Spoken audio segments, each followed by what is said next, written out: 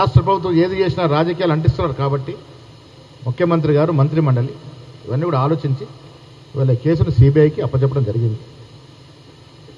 ఇప్పుడు బండి సంజయ్ గారు కిషన్ రెడ్డి గారు రండి రంగంలో. మీరు పదే పదే కాళేశ్వరం ఏటీఎం లాగా చెప్పినారు కదా, ఇప్పుడు బంతి మీ కోర్టులోకి వచ్చింది. సరైన రీతిలో ఫుట్బాల్ ఆడితే వాస్తవాలు బయటకు వస్తాయి, అసలైన దోషులకు శిక్ష పడుద్ది.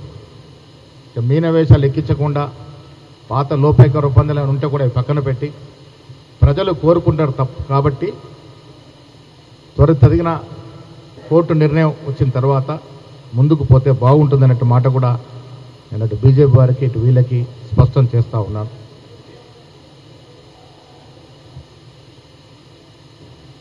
ఆనాడు కేసీఆర్ కుటుంబం అవినీతి పాలన ఎలా జాగిందంటే డిపార్ట్మెంట్ల వారిగా పంచుకొని ఒకరికి ఇరిగేషన్ శాఖ ఇస్తే ఒకరికి చెట్లు అమ్ముకునే శాఖ ఇచ్చి అందులో కూడా 100 కోట్ల అవినీతి జరిగినటువంటి సందర్భం. పోలీస్ శాఖ ఒకరు చూస్తే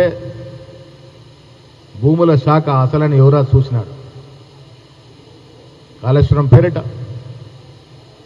భూముల అమ్మగోలు పేరిట ఇన్ అండ్ అరౌండ్ హైదరాబాద్ కొన్ని వేల ఎకరాలు అప్పనంగా ప్రైవేట్ వ్యక్తుల చేతుల్లోకి నెట్టిన సందర్భంలో జరిగిన అవినీతి, మిషన్ భగీరథ 12 నుంచి 15 వేల కోట్ల రాష్ట్రం మొత్తం నిలవాల్సి అవకాశం ఉన్న 48 వేల కోట్లకు తీసుకెళ్లిన సందర్భం, మిషన్ కాకతీయలో ఆనాడున్నట్టు ఎమ్మెల్యేలు మంత్రులు చేతివాటం, ఇలా చెబుతూ పోతే రకరకాలుగా ఈ రాష్ట్ర కథాన్ని కండిగొట్టింది కేసీఆర్ కుటుంబం. ఇలా కవిత గారు కొత్త నాటకం తెరదీసి మా నాయనకు అసలు సంబంధమే లేదు, అసలు సూత్రధారులు హరీష్ రావు గారు సంతోష్ రావు అని చెప్తే ప్రజలు నమ్మే పరిస్థితిలో ఉన్నారా? ముఖ్యమంత్రిగా పదేళ్ళ వ్యక్తికి సంబంధం లేకుండా ఈ అవినీతి జరిగిందంటే ఎవరు నమ్ముతారు? అవినీతి ముమ్మాటికి జరిగింది.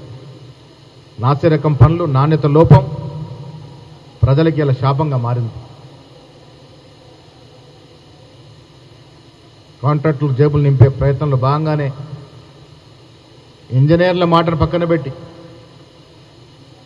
ఇరిగేషన్లో నిష్ణాతుల యొక్క మాటలు లెక్క చేయకుండా తానే ఇంజనీర్, తానే మేస్త్రి, తానే కూలీ, తానే కాంట్రాక్టర్ అహంకారపూరితంగా కేసీఆర్ తీసుకున్నటువంటి నిర్ణయాల వల్లనే ఇవాళ బ్యారేజీలు కూలుతున్నటువంటి పరిస్థితి.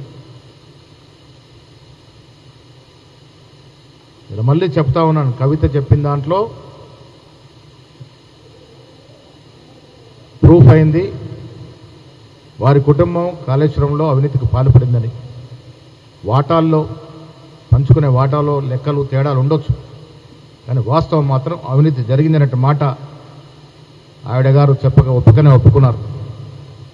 కవిత గారి మాటల విషయంలో రేపు కేటీఆర్ గారు స్పందన ఏంటో ఆ స్పందన కోసం ఎదురు చూస్తూ ఉన్నాం. వారు స్పష్టం చేయాల్సిన అవసరం ఉన్నది. అవినీతి జరగలేదని కొందరు, లేదు జరిగింది ఫలానా వారి వల్లనే జరిగిందని కొందరు, లేదు ఫలానా వాళ్ళకి ఏం ముట్టలేదు ఉన్నదంతా ఫలానా వారికి పోయిందని కొందరు.